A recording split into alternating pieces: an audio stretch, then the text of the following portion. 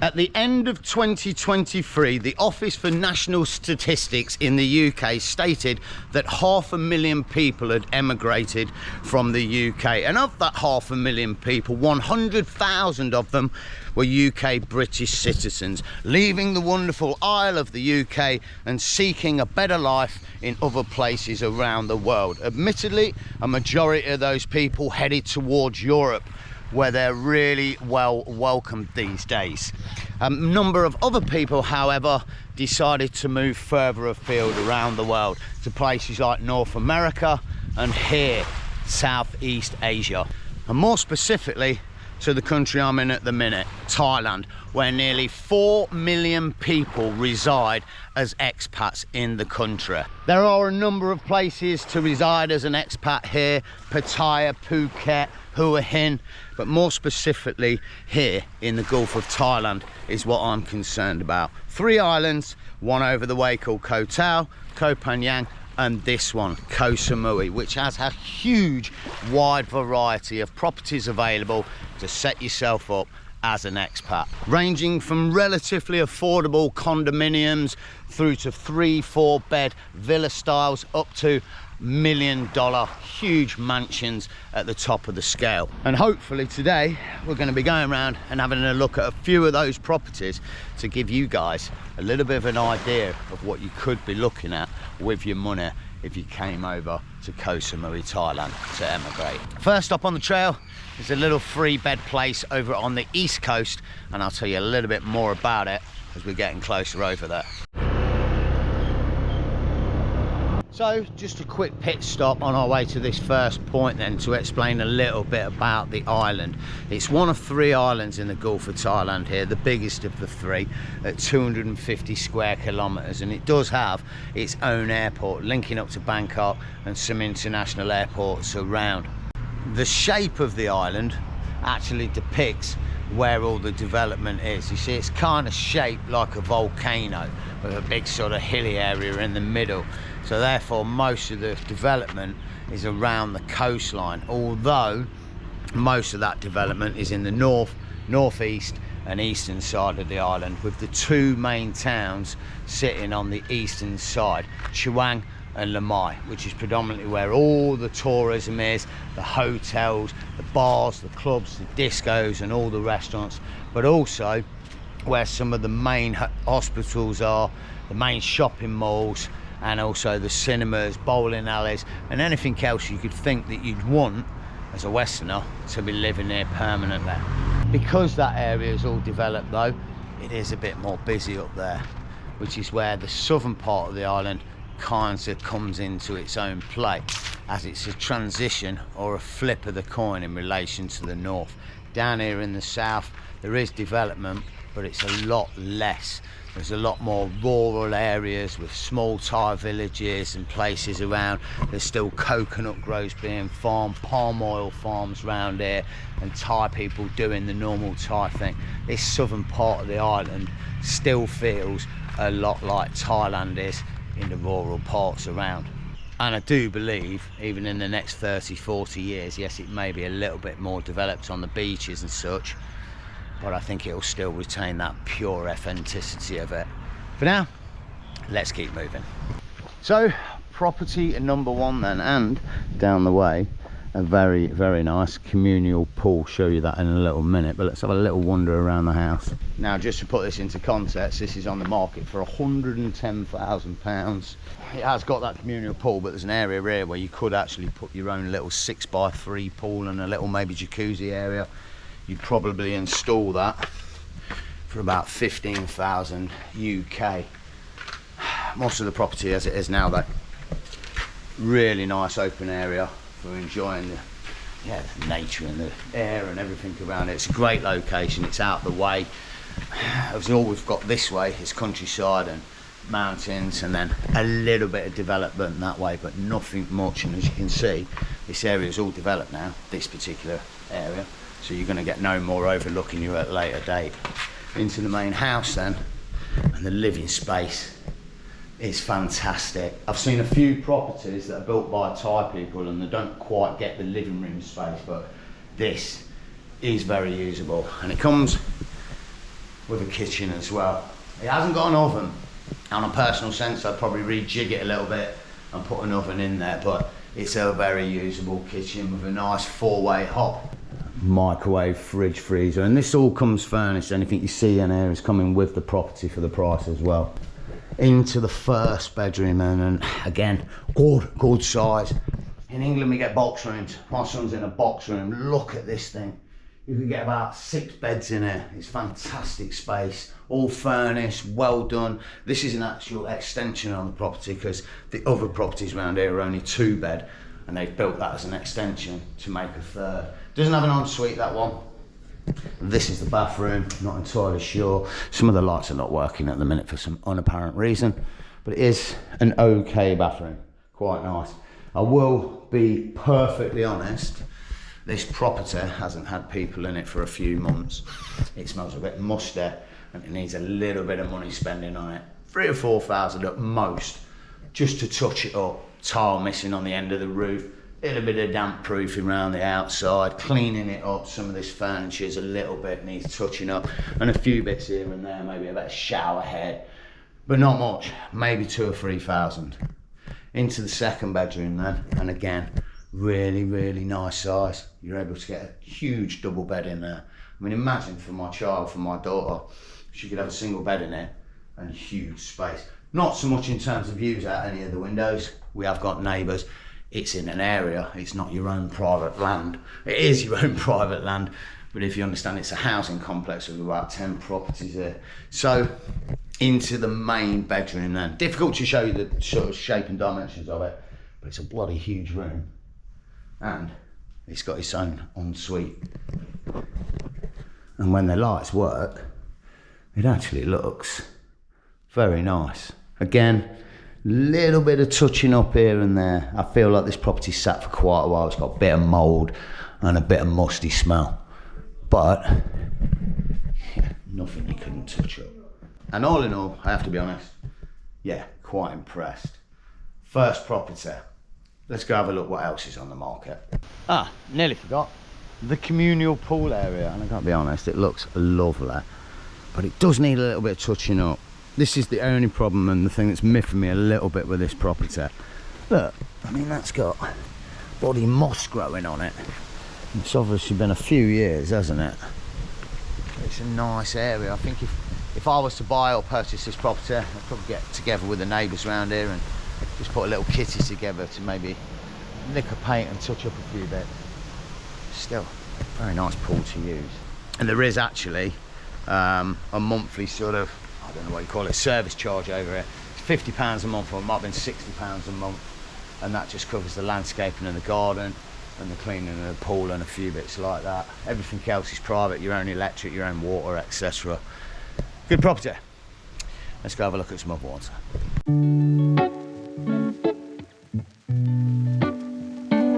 Well, property number 2 then, right next to a beach, although it is on a busy road, and it's a little bit of a different kettle of fish here. You see, these are being built.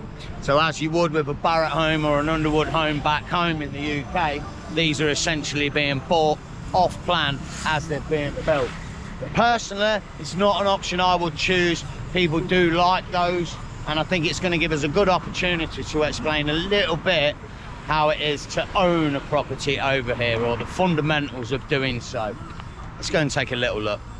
Firstly, let me show you a few pictures of what these properties are going to look like when they're actually finished.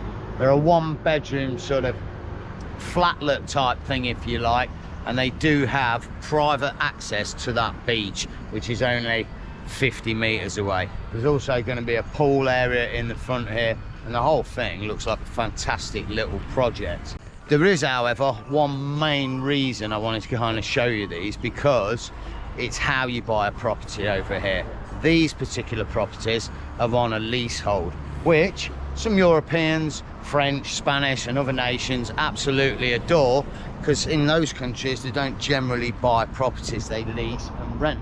So when they come over here, that same sort of mechanism is quite familiar to them and people are happy with it. These particular properties are on a 15-year lease. A lot of the lease properties on this island are on a 30-year renewable lease, which is guaranteed on the back of your title deed or your contract when you buy into the properties.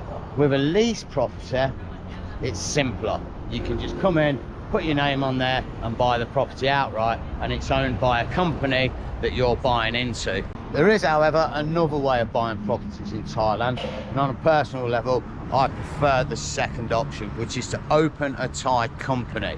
You can own 49% or 51% rather of that company, and you have 3 Thai shareholders as well owning 49% between them, so you're the majority holder of that company.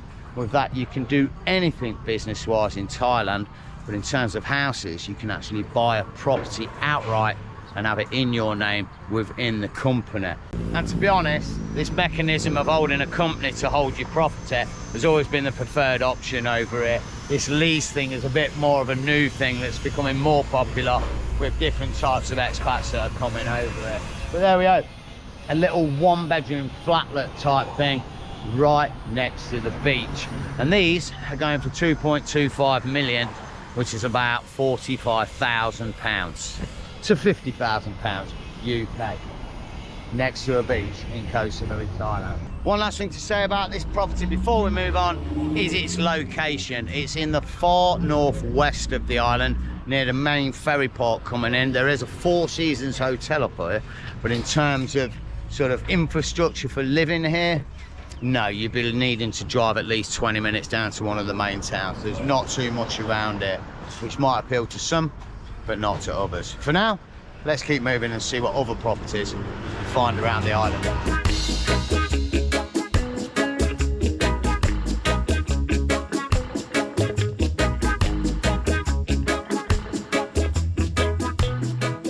Our third destination on the island then, and a gated community of condominiums up the way, sitting on the western flank of the main town here, Chiang, a prime little location. It's going to be quite interesting to see what these are like. So a bit of a strange one here. Yes, here are the condominiums, and there's another block down the way. We'll have a little look around the area in a minute, and we were really hoping that we could show you inside a condominium, but the housing market in Koh Samui is moving fast these days, and these are completely full now. There were a few for sale only a few months ago, and they've now been sold out. These condominiums are 1-bedrooms. They range from 35 square meters living space up to about 75 square meters living space, and they range in price from about 75,000 up to about 150,000. Bearing in mind again, these are in a prime location on the island for living. Right down the way is the main area and the main beach. It is a beautiful little gardened area though that they sit in. As they're 2 blocks of condominiums, they've also come with sort of a communal pool area, and they've also got quite a tidy looking gym area as well. And because they're actually a condominium, these things can be owned outright by any foreigner. And I've got to be honest, in the location they're in, they're actually very, very nice. 90,000, 75,000 up to 150. I mean, imagine 75,000 for a condominium on a paradise island of Koh Samui. And the reason they're all full is because they're all rented out mostly to long-termers. So you've got that investment opportunity with this type of thing as well, where you can buy it and then sublet it out. And because it's Thailand, there's so many, or so much less red tape, jurisdiction and bullcrap that you've got to go to be able to rent your own property out. It's simples. For now, I think we show some good examples of affordable properties on this island, especially in terms of the 3-bed family home, which could be realistic for somebody that's moving over here with a family. But I think there's one final property I'd like to show you. One that's a little bit more at the higher end of the spectrum, let's say. Give me a minute.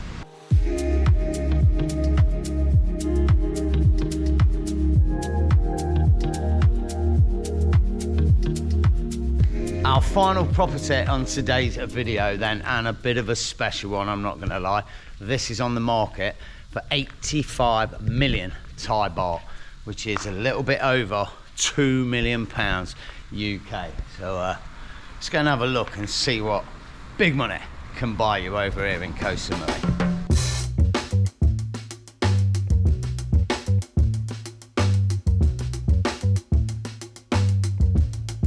Okay, this place is massive. I'm not entirely sure how many bedrooms it is. It could be 8, 10, or it could even be 12.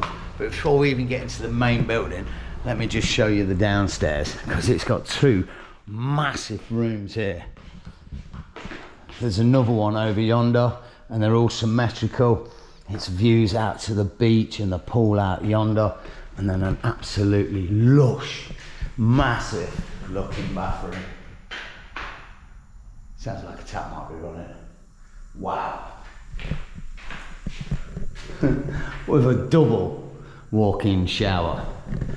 Oh, so you and your other half can shower together. Nice. Pretty nice view of the entrance area from the veranda up here, which is absolutely massive. And then enters one of the hugest rooms I've ever seen in a house. This is what you call a living space. Wow. You've got a massive 10-seater or something settee over the back, a little U-shaped chilling area with table, dining area, and then a fully fitted kitchen at the back here with an island in the middle.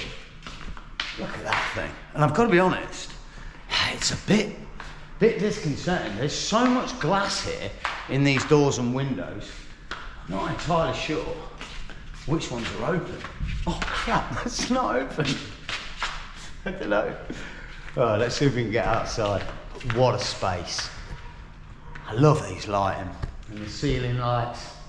I will admit, this property has been sat for quite a while and needs a little bit of tending to and a little bit of cleaning at the moment. Oh, there's one that's open, but it takes nothing away from this property.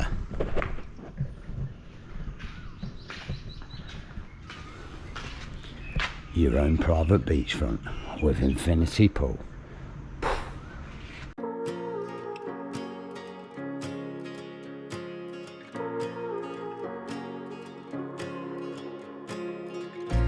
And from here, it looks like we've got 1, 2, 3, maybe 4 extra. I'm assuming these are bedrooms, but they're going to be standalone villas.